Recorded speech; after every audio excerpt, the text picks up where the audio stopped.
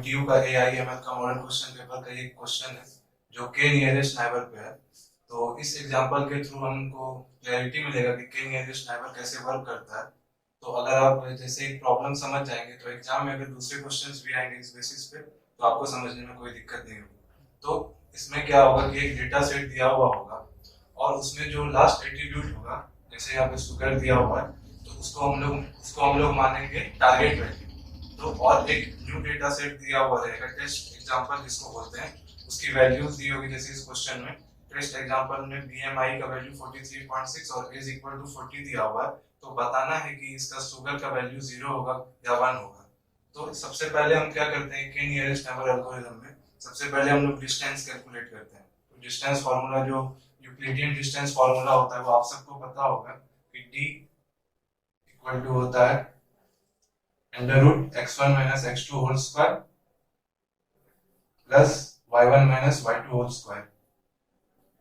तो अब इस पर्टिकुलर डेटा सेट पे ये डिस्टेंस फार्मूला कैसे वर्क करेगा? तो इसमें क्या होगा कि हमेशा जो है एक बार जैसे x1 की जगह पे हम लोग 43.6 ले लेंगे और y1 की जगह पे एज की वैल्यू 40 ले लेंगे। तो ये डिस्टेंस फार्मूला हमारा ऐसा हो जाएगा 43.6 minus x2 whole square plus 40 minus y2 whole square. तो अब हम लोग क्या करेंगे कि ये जो गिवन डेटा सेट है जो टेबल फॉर्म में दिया हुआ है, इसे one row at a time उठाएंगे। जैसे कि यहाँ पे एक बार बीएमआई की वैल्यू 33.6 लेंगे और एक बार एज इक्वल टू 50 लेंगे और इस डिस्टेंस फार्मूला में उसकी वैल्यू पुट करेंगे और फिर हम लोग डिस्टेंस कैलकुलेट करेंगे। इसी तरह से नेक्स्ट रो के लिए x2 की वैल्यू हो जाएगी 26.6 और y2 की वैल्यू हो जाएगी 30 और फिर उसका डिस्टेंस कैलकुलेट करेंगे। तो पहले हम आपको एक दो का करके दिखाते हैं। तो जैसे फर्स्ट रो के लिए करेंगे तो d इक्वल टू हो जाएगा 43.6 minus 33.6 whole square plus 40 minus 50 whole square. जब इसको कैलकुलेट करेंगे तो ये 10 स्क्वायर प्लस 10 स्क्वायर तो 10√2 आ जाएगा, जो कि आपका अप्रोक्सीमेटली इक्वल टू होगा 14.1421। तो ये मैंने कैलकुलेटर से कैलकुलेट किया, आप लोग भी इस तरह से फास्ट कर सकते हैं। तो यहाँ इधर मैं एक और कॉलम बना लूंगा डिस्टेंस के लिए। तो इधर डिस्टेंस का वैल्यू लिखेंगे, जैसे फर्स्ट रो के लिए आया 14.1421। तो इसी तरह से अब हम जो है दूसरे के लिए भी आपको करके बता देता हूँ। दूसरे रो के लिए क्या होगा, under root 43.6 minus 26.6 whole square plus 40 minus 30 whole square. ये आपका इंटायर वैल्यू अंडर रूट के ही अंदर है, इसमें कंफ्यूज नहीं होना है। तो जब हम इसको कैलकुलेट करेंगे तो हम कैलकुलेटर से करते हैं तो ये अप्रोक्सीमेटली आएगा 19.723।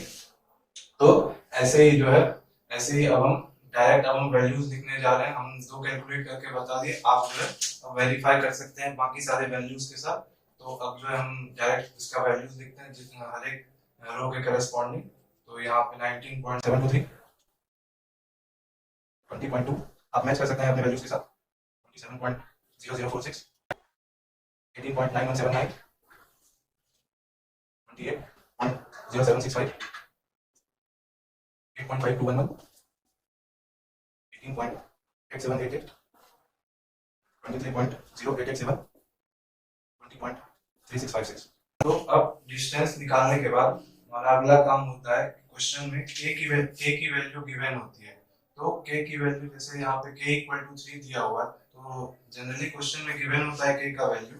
लेकिन जब आपको खुद से बोला जाए कि आपको एग्जांपल देते हुए एक्सप्लेन करना है, तो वो आप पे डिपेंड करता है कि आप k का वैल्यू कितना लेना चाहते हैं। तो आप k इक्वल टू 1 2 3 कुछ भी इस तरह का वैल्यू ले सकते हैं।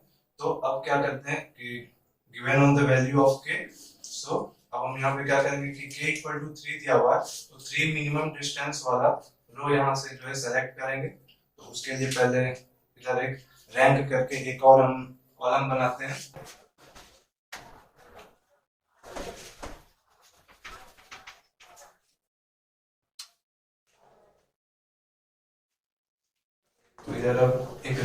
पे एक कॉलम बनाएंगे, उसमें हम लोग जो सबसे जिसकी डिस्टेंस की वैल्यू सबसे कम होगी उसको फर्स्ट रैंक असाइन करेंगे, और ऐसे ही इंक्रीजिंग ऑर्डर में हर एक रो के करस्पॉन्डिंग हम एक रैंक असाइन कर देंगे। तो इस तरह से सबसे फर्स्ट जो है सबसे मिनिमम इसमें 8.5211, तो इसकी रैंक 1 हो जाएगी। फिर उसके बाद फिर 14.1421 इसकी रैंक 2, और फिर 18.8788 इसकी रैंक 3। इसी तरह से हम डायरेक्ट वैल्यूज लिख देते हैं क्योंकि हम कैलकुलेट कर चुके हैं। 5 6 9 4 10 8 7। तो हम क्या करेंगे, यहाँ पे k इक्वल टू 3 दिया हुआ है, तो यहाँ से रैंक 1 2 और 3 वाले रो को सेलेक्ट करेंगे। जैसे अगर k इक्वल टू यहाँ पे 1 दिया हुआ रहता तो सिर्फ हम ये वाला ही रो सेलेक्ट करते, लेकिन यहाँ पे k इक्वल टू 3 दिया हुआ है तो हम लोग जो है रैंक इक्वल टू 1 2 और 3 वाला रो को जो है सेलेक्ट करेंगे। नो एल्गोरिथम, जब आप के नियरेस्ट नेबर एल्गोरिथम का जब आप क्लासिफायर एल्गोरिथम का सेकंड स्टेप देखिएगा तो वहां पे एक फार्मूला यूज होता है, हम लोग F cap of x Q calculate करते हैं। तो ये एक्स क्यू कुछ नहीं बल्कि ये न्यू इंस्टेंस है। न्यू इंस्टेंस मतलब जैसे यहाँ पे टेस्ट एग्जांपल दिया हुआ है BMI equal to 43.6 age equal to 40, तो यही एक्स क्यू का मतलब यही है। तो इसके लिए जो है फार्मूला एक होता है F cap of x Q equal to arg max of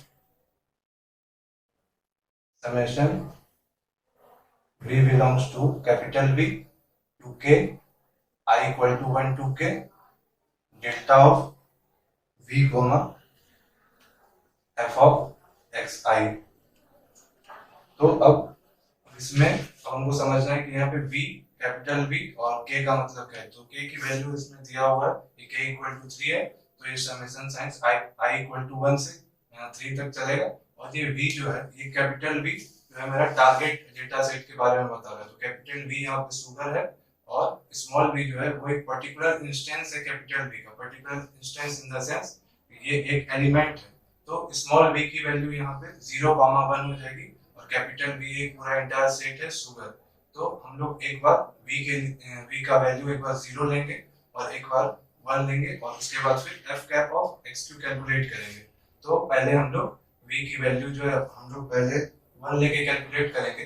तो ये कुछ इस तरह से हो जाएगा ये equation for v equal to 1।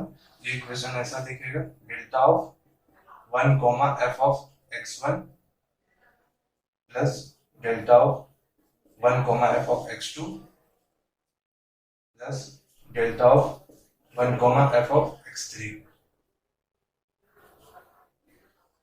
तो अब ये delta of 1 comma F of x1, तो अब जो हम रैंक निकाले थे उस जगह पे जाएंगे और f ऑफ x1 के करस्पॉन्डिंग शुगर का वैल्यू देखेंगे। तो f ऑफ x1 के करस्पॉन्डिंग शुगर का वैल्यू रैंक 1 के लिए 1 है, तो यहाँ पे हम इसको 1 से रिप्लेस करेंगे। इसी तरह से फिर f ऑफ x2 के लिए रैंक इक्वल टू 2 है, उसके करस्पॉन्डिंग शुगर का वैल्यू देखेंगे तो वो भी 1 है, तो वो 1 से रिप्लेस होगा।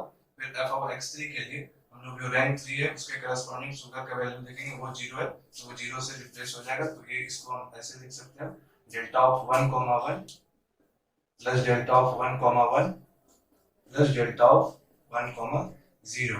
अब एल्गोरिथम में एक स्टेप बताया जाता है कि delta of a comma b equal to 1 होता है जब a इक्वल टू b हो, और जब a not equal to b हो तो delta of a comma b equal to 0 हो जाता है। तो इसी फॉर्मूला से यहाँ पे 1 कॉमा 1 यानी 1 इक्वल टू 1 है तो पहला वाला डेल्टा का वैल्यू 1 हो जाएगा, फिर ये भी 1 प्लस और ये डिफरेंट है तो 0, ये वैल्यू 2 आएगी।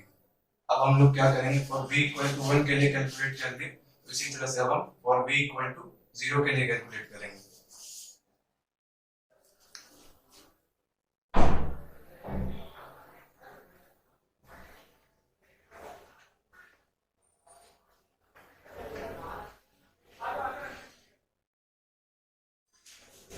तो जब हम फॉर v इक्वल टू 0 के लिए कैलकुलेट करेंगे तो जहां जहां पे वैल्यूज 1 लिखा हुआ था डेल्टा ऑफ v में जहां जहां 1 लिखा हुआ था उसको सिर्फ रिप्लेस कर देना है 0 से, तो ये भी 0 हो जाएगा यहाँ भी और यहाँ भी,